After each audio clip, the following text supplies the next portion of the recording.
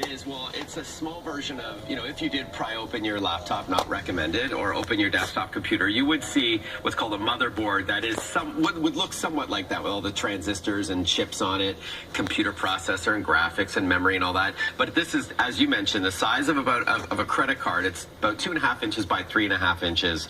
And that's the box, by the way, that it came in right beside it. So when it came in the mail for me to play around with and review, I was like, this is it? This is the computer right here? Look at this box. That's what the computer came in. That's like, it. What? But yeah, then, because you're you at home, you've got to add a bunch of things to it. Right. And you had this stuff, right? A keyboard, a mouse, all the extras that you've got to add to this. That's right. So one sort of caveat or catch with this computer is that it's BYOE. You got to bring everything. So that means a mouse and a keyboard, an internet connection. It can be wired, or if you have a wireless stick, that would work as well. You have to bring a power adapter. If you don't, you probably have some of these cables already in your drawer. And memory, like a little memory card that stores the operating system. It's optional if you want to buy it, but at the $40 odd price point for the Raspberry Pi 2, yeah, it still can be justified, because it's not just a tiny little computer that's affordable, but it's impressive. It's pretty decent as far as performance. So take us through some of the main features. Sure. All right. So we've got it connected to this big screen to our left or to your right, and this is, as you can see, an operating system that's called Raspbian. So it's from the folks that create the Raspberry Pi. It's a UK-based foundation that started in 2012. So it's kind of like Windows in the sense that it's a graphical user interface, or a Mac, that has things that you would want to do on the internet, like browse the web, read your email, look at photos, edit video, listen to music. So it can do all of those basic things.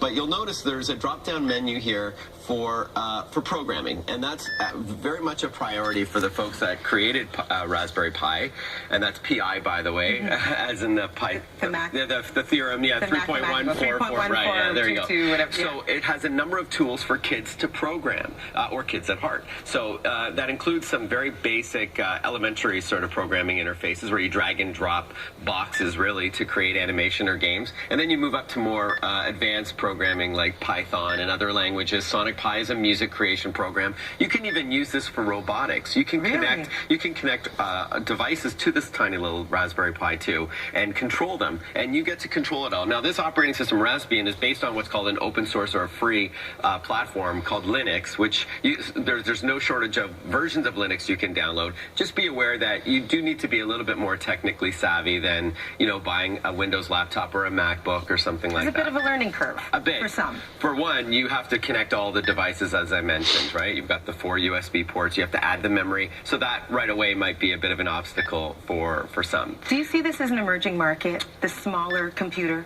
Absolutely. So in two respects. For one, it's great for emerging markets and countries where they really can't afford technology. This could help bridge that digital divide, between those who can afford technology and those who cannot. So this is great in the education system, school system as well. And secondly, because they're really pushing computer science programming, this is it's a whole new category, if you will. This is great to promote STEM, as they call it in the school system, right? Science, technology, engineering, and math, to get kids excited about programming. There's even a free version of Minecraft that's already loaded in the operating system that, unlike other versions of Minecraft, there's tools in there to really get your hands in there and start coding and start programming. It's awesome stuff. Thank you so much. This is just amazing. Yeah, neat, My gosh, look how fun. Yes. There you go. Thanks so much, Mike. Thank you. Up next on Canada AM, it is back time for this dog, but how does his owner spice